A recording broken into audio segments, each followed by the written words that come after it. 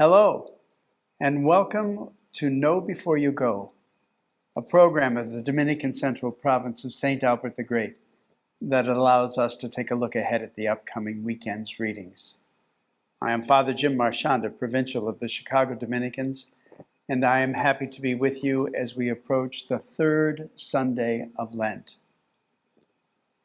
The readings for this week are very good. They present three themes, really. They present us with the reality of holiness in our lives, the reality of sin in the face of that holiness, which often comes from laziness, and the reality of forgiveness, the reality of second chances, but with warnings to never take advantage of that goodness of God. The first reading is from the book of Exodus, and it's the story of Moses up on the mountain, seeing the burning bush, and yet it's not being consumed by the flames, and he approaches it, and it's God. And God tells him to take his sandals off because the ground he's standing on is holy. It's a wonderful, wonderful moment in which Moses experiences the very presence of God and the very holiness of God in his life. For me, that invites you and I to recognize the holiness in our lives, to see the holiness that is all around us, and to contemplate it regularly. We have so many problems in our lives, don't we? We have so many things to complain about. We have so many things in the world to worry about, especially with this insane war that Russia is inflicting on Ukraine. Because that consumes so much of our mental energy and our prayer lives, it is good for us to contemplate the holiness before us every day. As a matter of fact, I believe we need it. We need to contemplate the holiness and to stay aware of it, to help us keep our hope up and our spirits up in light of everything else that's going on. And then once we're aware of the holiness around us, we have a chance to conform our thoughts to it, to conform our way of living to the holiness that we perceive, and to actually become the holiness. Do you remember the movie, The Ten Commandments, with Charlton Heston, Cecil B. DeMille's great, extravagant movie? Do you remember when Moses came down the hill from having had this conversation with God, and the people had designed and created for themselves a golden calf and they were worshiping it? But when he came down, his face was glowing. He was radiant because he was so aware of and in touch with the presence of God he had just encountered.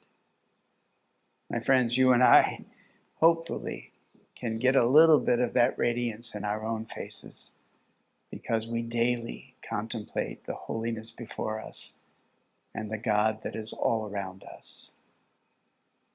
Now, having established that in the book of Exodus, the church's first reading for this weekend, then the church gives us Paul's first letter to the Corinthians and the Gospel of Luke. And both of them are more sobering. Both of them challenge us to really do our part, to live up to our calling and who we are, and to be so in touch with an awareness of the holiness that's before us that we desire to become a part of it instead of being sinful. Paul's letter to 1 Corinthians is interesting. One of my favorite lines is always, "Do not grumble." The Israelites grumbled so much about everything. And I'm always so grateful that Catholics don't grumble.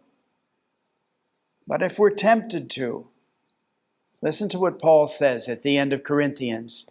He says, "Whoever thinks he is standing secure should take care not to fall."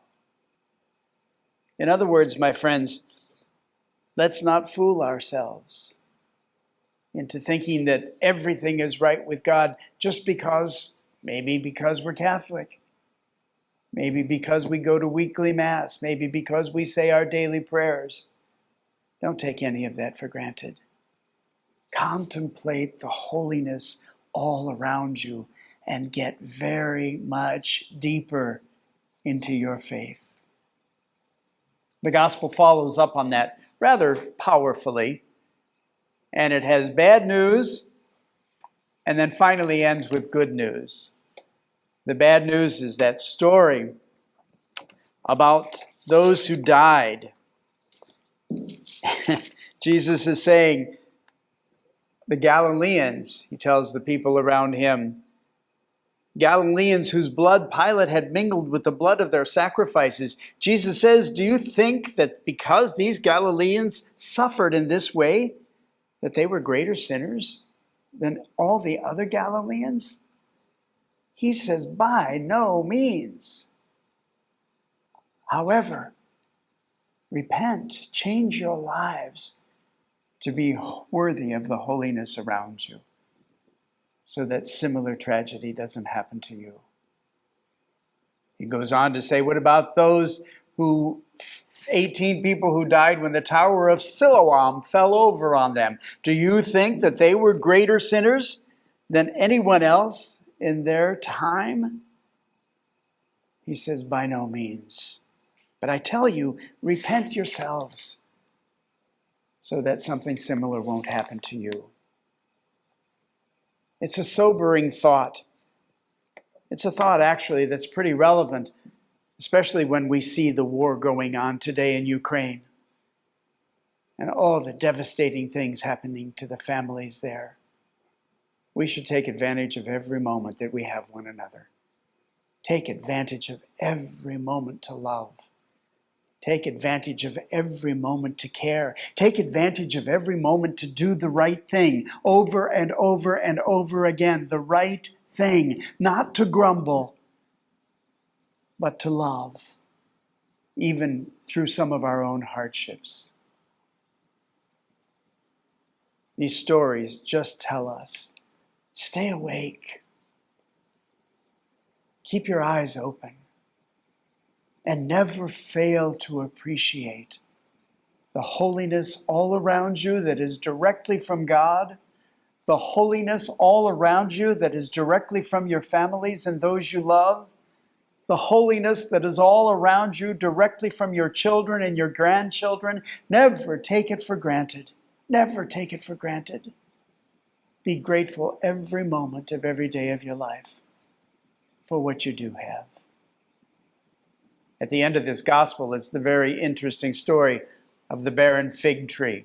Seems like it's tacked on to this gospel. But it brings the good news. Rather than just the sobering warning, it brings some good news. That is, this garden isn't producing any fruit, and the owner of the garden is getting impatient. And he says to the gardener, cut it out, cut it down, get rid of it. Why should it eat up any more of the soil from my garden? And the gardener begs him to have patience, to give it another year. You know the story. The gardener plays the part of Jesus. God is sort of the landowner that's wondering why his tree is not producing fruit. The good news is that the gardener intercedes and asks for time and asks for another year. And the landowner grants it.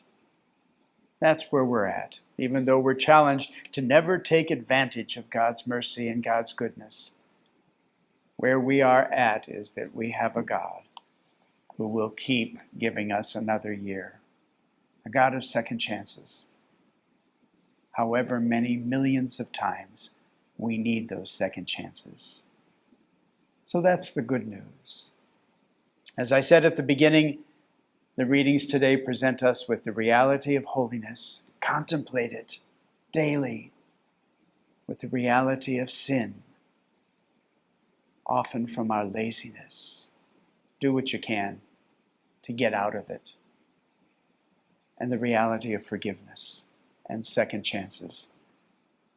Something we should never take advantage of or take for granted.